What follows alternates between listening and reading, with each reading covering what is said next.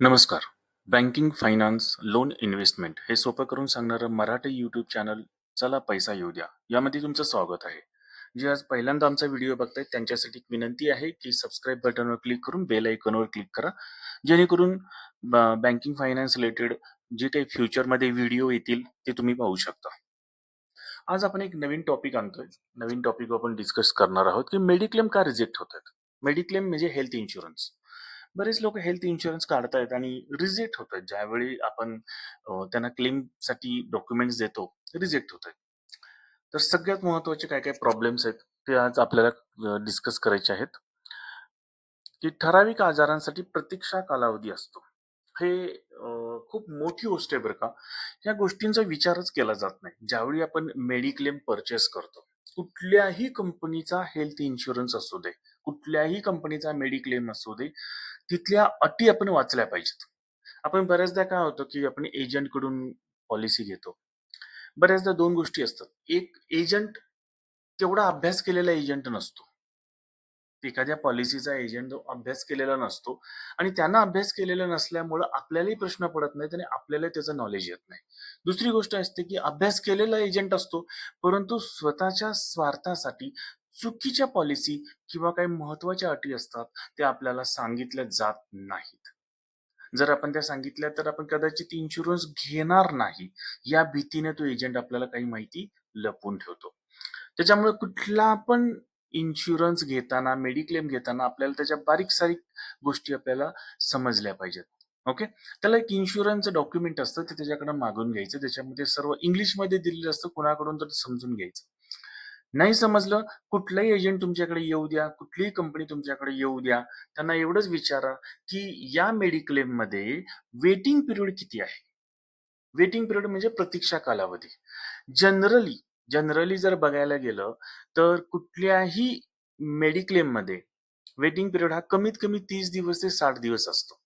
30 दिवस ते 60 दिवस असतो. म्हणजे आज जर तुम्ही लगेच आज मेडिक्लेम घेतलात आणि उद्या लगेच ऍडमिट होणे आणि लगेच तुम्हाला पैसे मिळतात असं नाही. बऱ्याचदा फोन येतात लोकांचे, अहो सर असं असं ऍडमिट झालेलं आहे, मेडिक्लेम मिळेल का? लक्षात घ्या मित्रांनो, ज्यावेळी आपल्याला गरज नसते ना, त्यावेळीच वेळी मेडिक्लेम घ्यायचा असतो. कारण ज्यावेळी आपल्याला गरज असते त्यावेळी मेडिक्लेम मिळत नाही. इन्शुरन्स पॉलिसी मिळत नसते. म्हणून कारण त्याच्यामध्ये वेटिंग पिरियड असतो. म्हणून 30 ते 60 दिवस हा जनरली वेटिंग पिरियड सगळीकडे असतोच असतो. त्याच्यात पण काही ठराविक आजार असतात.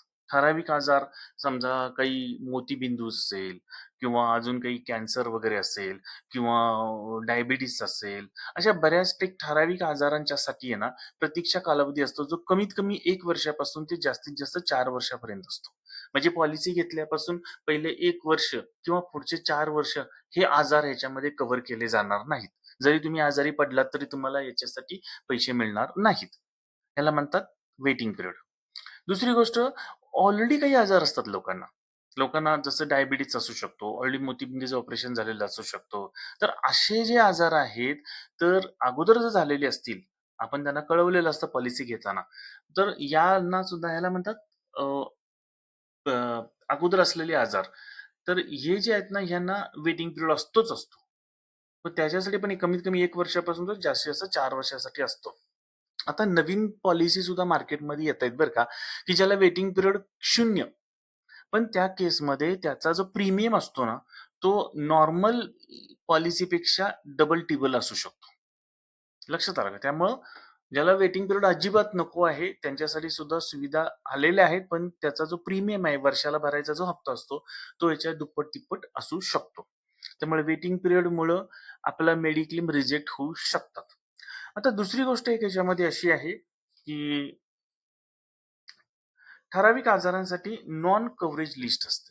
म्हणजे काही आजार आमच्याकडे कव्हर होणार नाहीत. जसं की दात.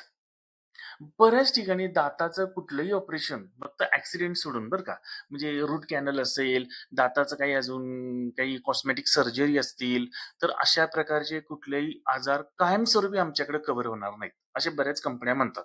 आता प्रत्येक कंपन्यांची एक नॉन कव्हरेज लिस्ट असते, ती कधीही पण एजंट कडून किंवा त्या कंपनीकडून मागून घेऊन त्याचा अभ्यास करा. त्याच्यानंतर पॉलिसी खरेदी करताना माहिती लपवणे. बऱ्याचदा लोकांना वाटतं, की आज आपण जर पॉलिसी घेतली आणि त्यांना जर आपण सांगितलंच नाही, की आपल्याला अगोदर कुठलेच आजार आहेत, तर आपल्याला फायदा होईल असा विचार करतात. पण हे नुकसान असतं. कारण एक लक्षात घ्या, ज्यावेळी तुम्ही कुठली पण माहिती लपवता आणि उद्या जर त्या आजारामुळे जर तुम्हाला ॲडमिट व्हायची वेळ आली, तर जेव्हा तुम्ही डॉक्टरकडे जाता, तेव्हा तर तुम्हाला खरं सांगावंच लागतं.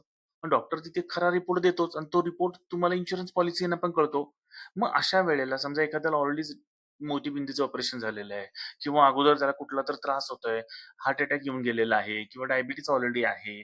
अशा लोकांनी जर लपवायचा प्रयत्न केला आणि नंतर तुम्हाला त्याच गोष्टीसाठी जर दवाखान्यात जायची वेळ आली, ॲडमिट व्हायची वेळ आली, तर तुम्हाला तो मेडिक्लेम मिळणार नाही. त्या मेडिक्लेम रिजेक्ट होतात. त्यामुळे कधीही पॉलिसी घेताना जेवढं आपल्याला खरं सांगता येईल, तेवढं खरं सांगा. ओके. त्याच्यानंतर लॅप्स्ड इन्शुरन्स पॉलिसी म्हणजे आपण काय म्हणतो आपण निर्धारित वेळेत जर आपण दावा करू शकलो नाही, तर आपल्याला म्हणजे पॉलिसी लॅप्स ते आपण नंतर बघू. आता समजा एखाद्या वेळेस काय होतं मेडिक्लेम ॲडमिट केल्यापासून एक 60 दिवसामध्ये किंवा 3 महिन्यामध्ये आपल्याला ते डॉक्युमेंट सबमिट करायचे असतात. जर ते आपण सबमिट त्या ठराविक कालावधीत जर केलं नाही, तर आपली ती फाईल रिजेक्ट होते. दुसरं असतं पॉलिसी लॅप्स. पॉलिसी लॅप्स म्हणजे काय म्हणतो, की इन्शुरन्स पॉलिसी घेतलेली आहे आणि आपण ती रिन्यूच केली नाही आणि आपण मेडिक्लेम टाकायला गेलो. काही फायदा नाहीये त्या गोष्टीचा. एखादा प्रीमियम तुम्ही भरलेलाच नाहीये, ती पॉलिसी कंटिन्यूशन नाहीये, तर मेडिक्लेम रिजेक्ट होण्याचे चान्सेस 100% आहेत. तर ह्या काही गोष्टी आहेत, या नेहमी काळजी करा. काळजी न घ्या, जेणेकरून तुमचा मेडिक्लेम कधी रिजेक्ट होणार नाही. मला वाटतं तुम्हाला व्हिडिओ आवडला असेलच. आवडला असेल तर लाईक बटनवर क्लिक करा. जे कोणी नवीन आहे ते सबस्क्राईब करा आणि तुमच्या ओळखीमध्ये हा व्हिडिओ शेअर करा. खूप महत्त्वाचा आहे. व्हिडिओ ऐकल्याबद्दल धन्यवाद. Thank you very much.